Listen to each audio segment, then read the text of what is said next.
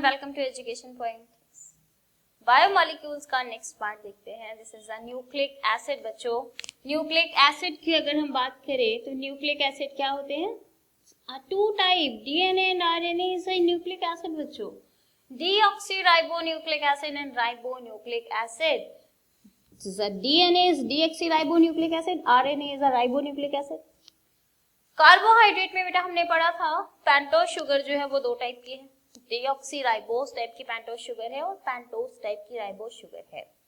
ठीक है, अच्छा, तो राइबोज और डीऑक्सीराइबोज नाम से ही क्लियर हो रहा है, डीऑक्सीराइबोज में ऑक्सीजन निकल चुका है बेटा, डीऑक्सी हो चुका है। तो डायग्राम में भी यानी स्ट्रक्चर में भी आपको शो कराया था मैंने कि कहां से निकलेगा, सेकंड पोजीशन पे एक ऑक्सीजन कम हो जाएगा राइबोज शुगर में। This one is a second, okay, OH H CH2OH H। This one is a deoxyribose sugar. Deoxyribose sugar में ध्यान से देखेंगे, डीएनए यानी nucleic acid is the polymer of a nucleotide. एक न्यूक्लियोटाइड बेटा कैसे बना होता है?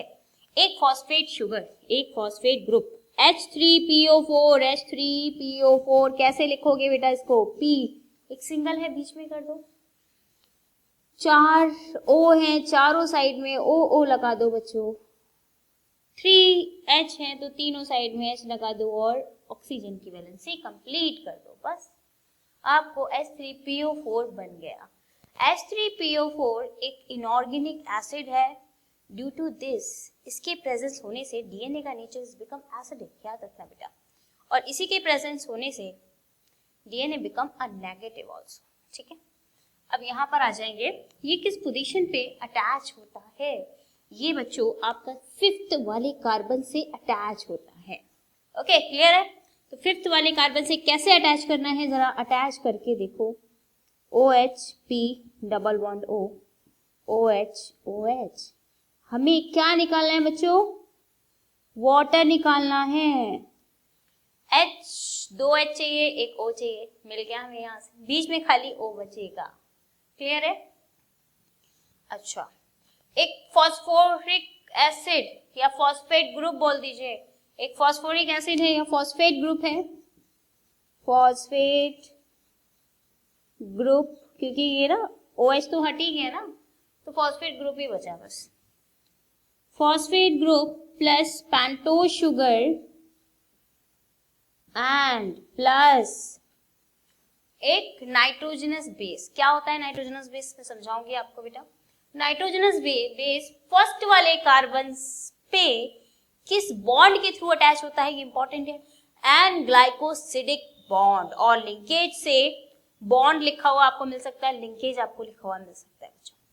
तो यहाँ पे कोई भी एक नाइट्रोजनस बेस, अभी आप देखेंगे 5 है नाइट्रोजनस बेस, कोई भी एक यहाँ पे आके लगा होगा, तो N लिख देती हूँ बच्चों मैं यहाँ पे। यहाँ बॉन्ड का नाम क्या है? N से ही, नाइट्रोजनस बेस से ही यहाँ पे नाम आया है, N glycosidic linkage, and glycosidic linkage or bond, this one is attached at the first position of the carbon बच्चों। ठीक है, चलो अब इस पूरे स्ट्रक्चर को, जहां एक नाइट्रोजनस बेस है, पेंटोज शुगर है, फॉस्फेट ग्रुप है, इस पूरे स्ट्रक्चर को न्यूक्लियोटाइड कहा जाएगा। एक एक न्यूक्लियोटाइड के मॉलिक्यूल्स डाइस आपके फॉस्फेट एस्टर ग्रुप के थ्रू, फॉस्फोडाइएस्टर ग्रुप बॉन्ड के थ्रू अटैच होते हैं। कैसे अटैचमेंट करोगे, ये अटैचमेंट करना भी मैं आपको सिखाऊंगी बेटा। एक चेन मैं खुद ड्रॉ करूंगी, दूसरी चेन आप अपने आप ड्रॉ करके अटैच करोगे। ठीक है, मेरे साथ साथ ही ड्रॉ करोगे। तो यहाँ पे क्या बन गया? Nucleic acid is the nucleotide का पॉलीमर है, it is the polymer of nucleotide. अगर डेफिनेशन आती है क्या लिखेंगे? It is the polymer of nucleotides. Okay, तो न्यूक्लियोसाइड क्या है बेटा? फॉस्फेट ग्रुप को जरा साइड में कर दो, है ना, तो न्यूक्लियोसाइड बन गया। क्लियर है? This one is a nucleoside बच्चों, न्यूक्लियोसाइड। अगर आपसे पूछा जाए what is a nucleoside, yes, pentose sugar and it's a nitrogenous base is nucleosides. Nucleosides कैसे बनते हैं अभी हम देखेंगे। पहले नाइट्रोजनस बेस आपको समझ में आना चाहिए बेटा। नाइट्रोजनस बेस दो टाइप के होंगे, purine and pyrimidine. Nitrogenous base is a two type, purine and pyrimidine. जिसका नाम छोटा है बेटा उसकी रिंग बड़ी है। दो रिंग आपको एनसीईआरटी में दी हुई है तो वो आपको लर्न करनी है, एडेनिन की और यूरेसिल की, ठीक है। Purine and pyrimidine. प्यूरिन की रिंग में आप देखेंगे कि दो चेन से बनी है, दैट मीन्स एक आपका हेक्सोज साइकिल है, हेक्सोज रिंग है, दूसरी आपकी पेंटोज रिंग है बेटा। हेक्सोज रिंग और another one is a pentose ring, ठीक है। एक हेक्सोज रिंग है, दूसरी पेंटोज रिंग है। अब ये जुड़े कैसे हैं, कौन कौन से कहां पे नाइट्रोजन आना है, देखो ऊपर और नीचे नाइट्रोजन नाइट्रोजन कर लो बेटा, ठीक है। यहाँ पे NH2 कर लो, यहाँ नाइट्रोजन नाइट्रोजन कर लो, इसका H ऊपर है ना, इसका नीचे कर दो बस। एक यहाँ पे नाइट्रोजन बना दो, ठीक है। अब क्या कर दो, यहाँ पे बच्चों इसका ये बॉन्डिंग कंप्लीट कर लो और यहाँ पे एक बॉन्ड लगा दो। This one is a structure of adenine. अब आप कहोगे मैम एडेनिन क्या होता है, adenine is a example of purine. Adenine and guanine किस कैटेगरी के हैं, प्यूरिन कैटेगरी के हैं। कैसे पता चला साइंटिस्ट को, स्ट्रक्चर देख के पता चला बेटा, ठीक है। यहाँ पे this one is the example of adenine and guanine. इनका स्ट्रक्चर ऐसा होता है, इसीलिए प्यूरिन बेस के हैं तो इन दोनों को इसमें रख दिया, ठीक है। Adenine and guanine is the purine के एग्जाम्पल है, याद रखना इसको, बहुत इंपॉर्टेंट है। एंड पायरिमिडीन के एग्जाम्पल्स क्या हो जाते हैं, cytosine, cytosine, thymine and uracil. तो यहाँ पे चार कैसे आ गए बच्चों, यहाँ पे यूरेसिल और थायमीन में थोड़ा सा कंपटीशन है। हमेशा डीएनए में आपको थायमीन मिलेगा एंड आरएनए में in place of thymine uracil आपको मिलेगा बच्चों, ठीक है।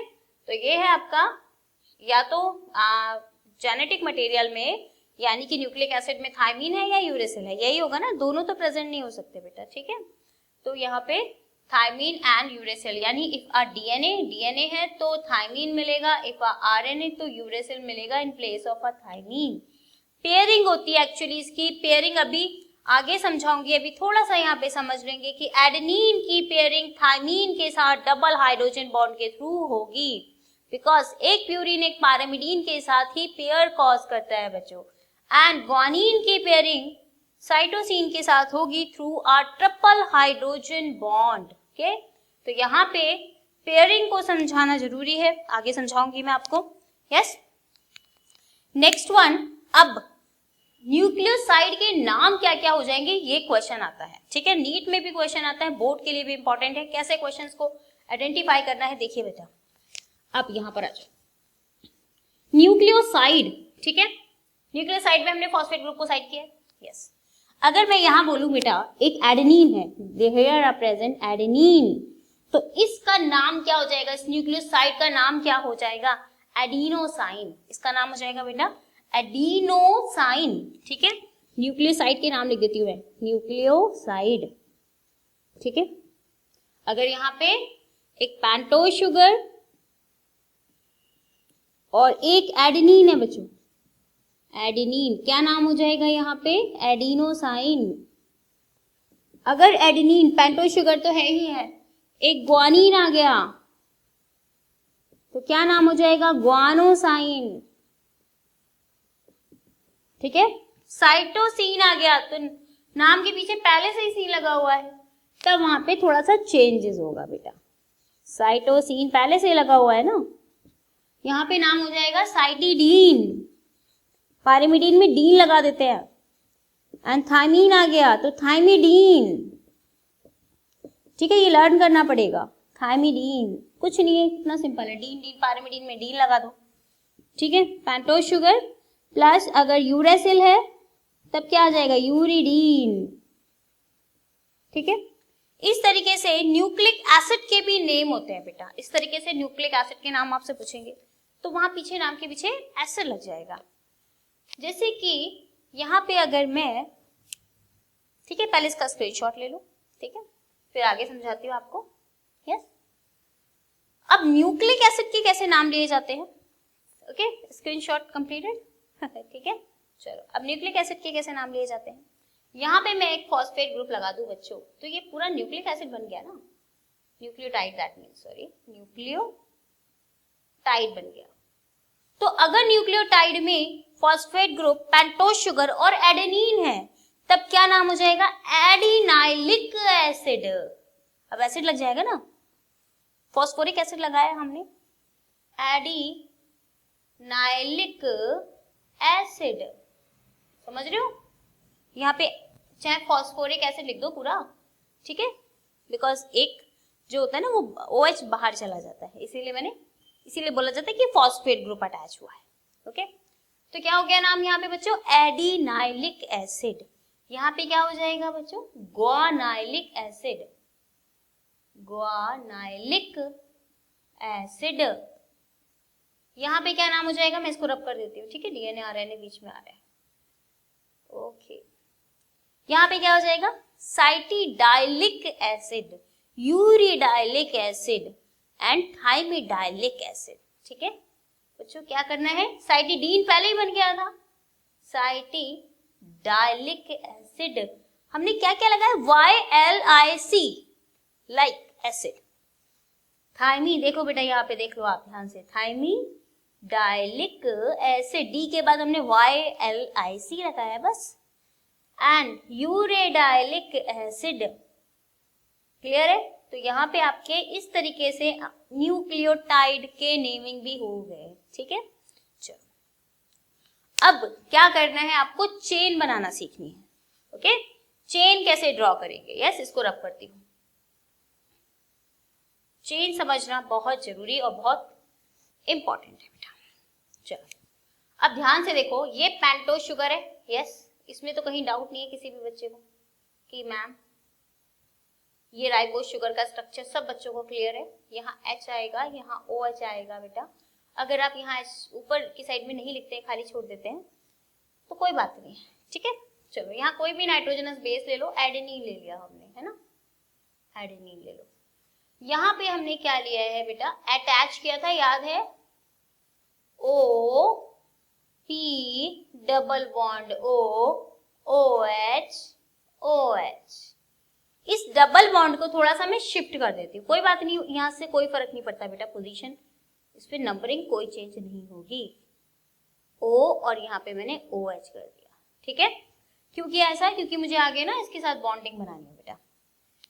अच्छा, एक न्यूक्लियोटाइड ये हो गया, इसके नीचे एक और न्यूक्लियोटाइड बनाओ। मैं जोड़ना बता रही हूँ आपको कैसे अटैच होगा। देखो बेटा, यहाँ पे जो बॉन्ड है बच्चों, इस बॉन्ड का नाम है फॉस्फोएस्टर बॉन्ड। किस बॉन्ड के थ्रू जुड़ा है? फॉस्फोएस्टर बॉन्ड के थ्रू। ठीक है, the naming is the phosphoester bond, phosphoester bond. अभी यहाँ पे ये डबल हो जाएगा तो फॉस्फोडाइएस्टर बॉन्ड हो जाएगा। ठीक है, तो अभी एक ही सिंगल समझना है पहले। यहाँ पे एक और पेंटोज शुगर बनाओ। ओके, यहाँ एडेनिन की जगह ग्वानिन लिख दो, कोई भी हो सकता है ना नाइट्रोजनस बेस को।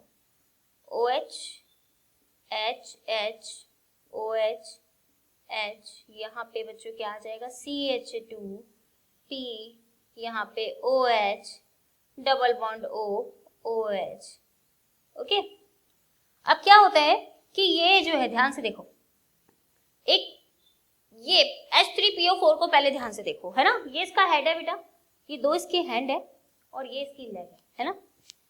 एक्चुअली पेंटोज शुगर को भी देखो, ये इसका शोल्डर है, ठीक है, और ये इसकी लेग है ना, ये इसकी लेग है, ये इसके हैंड है, ठीक है, शोल्डर। तो ये क्या कर रहा है? एक अपने हैंड से, ऐसे देखो बेटा, एक अपने हैंड से उसके शोल्डर को होल्ड करे हुआ है ना, जहाँ CH2OH है ना ऊपर, एक अपने हैंड से इसको अटैच करा है, और अपने हेड वाले पार्ट से इसके लेग को पकड़ा हुआ है। एक अपने हेड वाले पार्ट से इसके लेग को पकड़ा हुआ है। तो कैसे करेंगे? यहाँ बॉन्ड बनेगा, समझ रहे हो, यहाँ बॉन्ड बनेगा बच्चों। और बॉन्ड बनने के लिए क्या करना पड़ता है? वाटर का रिमूव करना पड़ता है। तो यहाँ पे वाटर रिमूव कर दो, कुछ नहीं करना है, वाटर रिमूव करके सिर्फ O बचेगा हमारे पास। यस, वाटर को रिमूव कर दो, क्या बचेगा? O। ओके, तो इसको अटैच करो। यस, क्या बन गया बेटा? इस तरीके से बन जाएगा। ये यहीं पे रब करके दिखा देती हूँ, इसको रब करो बेटा, क्या बन गया? अपनी कॉपी में दोनों तरीके से बनाना, सिर्फ ओ आ जाएगा यहाँ पे, ओके। ये वाला पार्ट ओ से बॉन्डिंग हो गई, तो दो बॉन्ड लग गए यहाँ पे, एक फॉस्फोडाइएस्टर यहाँ पे, एक फॉस्फोडाइएस्टर यहाँ पे। So is make a phosphodiester bond, ठीक है। न्यूक्लियोटाइड बनने में, चेन बनने में कौन सा बॉन्ड सपोर्टिव है? चेन बनाने में तो यही काम कर रहा है ना बेटा। तो ये क्या है बॉन्ड? Phosphodiester bond, okay. किस बॉन्ड से जुड़े होते हैं न्यूक्लियोटाइड? अगर क्वेश्चन आता है क्या बताएंगे? Phosphodiester bond, okay. अगर पूछा जाता है which one is the backbone of DNA, yes, DNA की बैकबोन क्या है? तो pentose sugar and phosphate group is the backbone of DNA, ठीक है। डीएनए की चेन ऐसे ही बनेगी बेटा, ठीक है। आगे यही होता जाएगा। एक और भी लगा सकते हो, वैसे इतना काफी है, अगर लगाना चाहो तो एक और भी लगा लो, दिखाई देगा आपको, विजिबल है बच्चों। यहाँ पे PCH2O भी आएगा, थोड़ा सा O और भी लेना है ना हमें, OCH2, okay.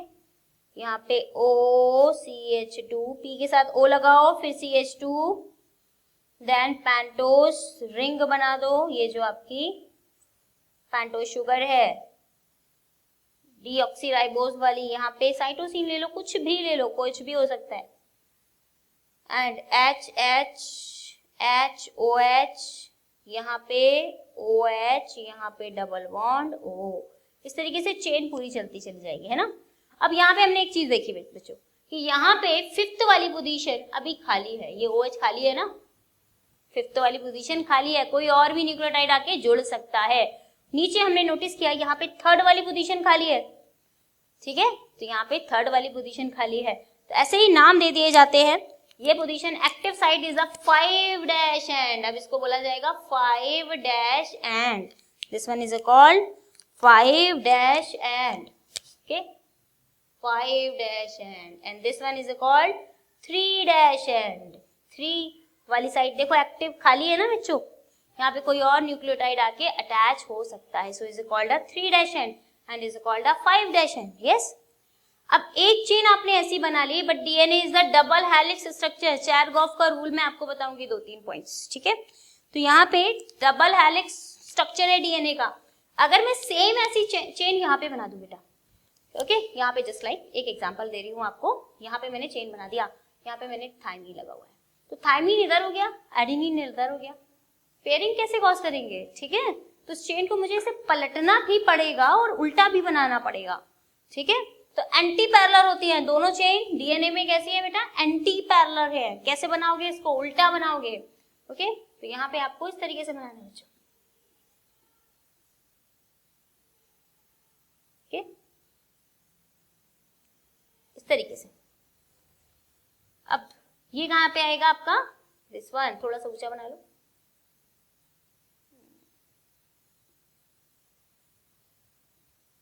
Okay.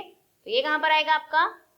Thymine, this one, this area, first position यही है ना, फर्स्ट, सेकेंड, थर्ड, फोर्थ, ठीक है। फिफ्थ वाला कार्बन बाहर है, फिफ्थ वाले कार्बन पे कैसे जुड़ेगा? CH2O से जोड़ रहे हैं हम, ठीक है, O, P, double bond O, यहाँ पे OH और यहाँ पे फिर से दूसरे वाले न्यूक्लियोटाइड से, आई मीन पेंटोज शुगर से जुड़ जाएगा, ठीक है।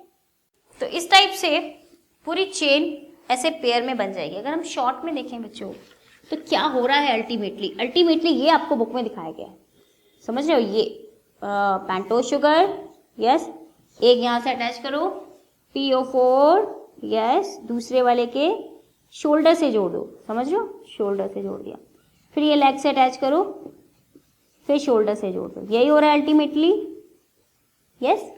एक और बनाओगे ताकि यहाँ पे आप पेयरिंग कर पाओ बेटा, एडेनिन की पेयरिंग थायमीन के साथ, T उल्टा बनाओगे यहाँ पे, ठीक है, ये मिल गया आपको OH, ठीक है, ये T के साथ पेयरिंग कर दो, एंड यहाँ पे क्या होगा, यहाँ पे इसका ये शोल्डर वाला पार्ट है, शोल्डर वाले पार्ट से PO4 लेकर आओ, PO4 को फिर अटैच करोगे किसके, इसके लेग वाले पार्ट से, इस तरीके से चेन बनेगी बेटा, ओके। ये शोल्डर वाला पार्ट है, शोल्डर वाले पार्ट से फिर PO4 लाओगे और यहाँ पे अटैच करोगे, ठीक है, इस टाइप से। और यहाँ पे अटैचमेंट करोगे ग्वानिन की पेयरिंग साइटोसिन के साथ, इस तरीके से, ओके। एंड कुछ भी ले लो, साइटोसिन की ग्वानिन के साथ ट्रिपल बॉन्ड लगा देना बस बीच में। क्लियर है? इस तरीके से आपको बुक में दिखाया गया। चलो, अब चेरगॉफ रूल्स क्या है, चेरगॉफ ने क्या बताया, ठीक है, डीएनए के बारे में। इसको रब कर देती हूँ, सिंपल स्ट्रक्चर है ये, वैसे भी समझ में आ जाएगा बेटा। यहाँ पे DNA is a double helix model and double helix, 2 helix हैं, डबल स्ट्रैंडेड, ओके। हमारा डीएनए कैसा है, डबल स्ट्रैंडेड है। और ये स्ट्रैंड जो है वो एंटी पैरेलल है। एंटी पैरेलल दैट मीन्स हमने देखा था ना 5' एंड होगा, तो ये वाला आपका 3' एंड है और ये वाला इसके सामने वाला 3' एंड ये 5' एंड, दोनों एंटी पैरेलल है, ठीक है। उल्टा देखा था हमने, एंटी पैरेलल है। तो these strand are a anti parallel, पहले ये याद रखना, ठीक है। और अपोजिट डायरेक्शन में है, ये याद रखना। प्यूरिन की पेयरिंग पाइरिमिडीन के साथ हो रही है, ठीक है। कौन कौन से बॉन्ड के साथ, ये आपने देख लिया, एडेनिन की थायमिन के साथ डबल हाइड्रोजन बॉन्ड के थ्रू एंड साइटोसिन की ग्वानिन के साथ ट्रिपल हाइड्रोजन बॉन्ड के थ्रू, ओके। अब यहाँ पे इंपॉर्टेंट ये है कि एक टर्न में कितने नाइट्रोजनस बेस होते हैं और एक टर्न की लेंथ कितनी है, एक टर्न की कितनी लेंथ है। तो एक टर्न यहाँ से लेके यहाँ तक आपका आ जाता है 1 टर्न, ठीक है। एक टर्न ले रहा है डीएनए, तो एक टर्न में देखो ये एक टर्न आ जाता है बेटा, ठीक है। एक टर्न की कितनी मेजरमेंट होता है, 34 एंगस्ट्रॉम। एक टर्न का कितना मेजरमेंट है, 1 टर्न इज लिख लेंगे कॉपी में, इज 34 एंगस्ट्रॉम। कितने पेयर आ जाते हैं, कितने नाइट्रोजनस बेस आ जाते हैं बेटा, यहाँ पे कितने नाइट्रोजनस बेस आ जाएंगे, 10 नाइट्रोजनस बेस आते हैं आपके 1 टर्न में। 1 टर्न में कितने नाइट्रोजनस बेस आते हैं, यहाँ तक आएगा 1 टर्न आपका, 10 नाइट्रोजनस बेस आ जाते हैं आपके 1 टर्न में, 4 यहीं तक ही आएगा, 1 टर्न तो ये पूरा होगा, ठीक है। तो ये आपके आ जाएंगे 10 नाइट्रोजनस बेस, 1 टर्न मतलब 10 नाइट्रोजनस बेस, NP लिखा होगा, नाइट्रोजनस पेयर लिखा होगा बेटा बुक में। तो 2 नाइट्रोजनस बेस के बीच की डिस्टेंस कितनी हो गई, निकालो जरा, 34 डिवाइडेड बाय 10, 3.4 एंगस्ट्रॉम। अगर नहीं निकालना चाहते तो उसको याद कर लो बेटा, बहुत इंपॉर्टेंट है। 2 नाइट्रोजनस बेस के बीच की डिस्टेंस होती है 3.4 एंगस्ट्रॉम, ठीक है। और ये क्यों जरूरी है याद करना, ये +2 में भी आपके काम आएगा, डीएनए पैकेजिंग में आप निकालोगे। और एक बात और इम्पॉर्टेंट कि ये जो डिस्टेंस है सारे लिविंग ऑर्गेनिजम्स में इक्वल ही है। 2 नाइट्रोजनस बेस की बीच की डिस्टेंस 3.4 एंगस्ट्रॉम सारे लिविंग ऑर्गेनिजम्स में सेम ही मिलेगी आपको, ठीक है। 3.4 एंगस्ट्रॉम 2 नाइट्रोजनस बेस के बीच की डिस्टेंस, ओके। इसके बाद चेरगॉफ ने थोड़ा सा 1-2 रूल्स और बताए हैं अपने, कि जितना एडेनिन का अमाउंट होगा उतना ही थायमीन का अमाउंट होगा, ठीक है। जितना एडेनिन का अमाउंट होगा उतना थायमीन का अमाउंट होगा, जितना साइटोसिन का अमाउंट होगा उतना ग्वानिन का अमाउंट होगा। अगर परसेंटेज में आपको दिया जाता है न्यूमेरिकल्स कैलकुलेट करने के लिए, देखो कैसे करोगे कैलकुलेट बच्चों, इसको रब कर देती हूँ, कैसे करना है कैलकुलेट आपको। सपोज दैट आपको दिया हुआ है एडेनिन का amount, adenine is 20%, calculate the cytosine, ठीक है। साइटोसिन को कैलकुलेट करना है, कैसे करोगे साइटोसिन को कैलकुलेट, एडेनिन 20% है तो थायमीन भी 20% होगा, कितना हो जाएगा टोटल 40%, 100% में से माइनस कर दो 40%, कितना आ जाएगा बच्चों 60%। तो cytosine and guanine, cytosine and guanine is equal, कितना आ जाएगा साइटोसिन भी 30% साइटोसिन एंड 30% ग्वानिन। इस तरीके से कोई भी क्वेश्चन अगर आता है तो आप इसको निकाल सकते हैं डिवाइड करके, ठीक है। ये याद रखना बस, अगर इसका दिया हुआ है तो ये पता चल जाएगा, इसका दिया हुआ है तो ये पता चल जाएगा, ठीक है। तो दोनों 30% हमारे निकल कर आ गए, ओके। इस तरीके से क्वेश्चन आपको मिल सकते हैं। दूसरा एक और चीज है आपका, A+T and C+G is a specific in a specific species। इसका जो टोटल अमाउंट होता है ये स्पेसिफिक होता है बेटा, हर एक स्पीशीज में एक स्पेसिफिक होगा। ह्यूमन है तो ह्यूमन में फिक्स है, बैक्टीरिया है तो बैक्टीरिया में फिक्स है, ठीक है। एक अलग स्पीशीज में ये स्पेसिफिक होता है, सब में कॉमन नहीं होता इसका अमाउंट, ठीक है। तो ये कुछ रूल्स है चेरगॉफ रूल्स, ये आपको, ठीक है, इतने आपको बुक में नहीं मिलेगा, बट थोड़ा बहुत कहीं कहीं यूज होगा तो आपको उसका पता होना चाहिए बेटा। ओके,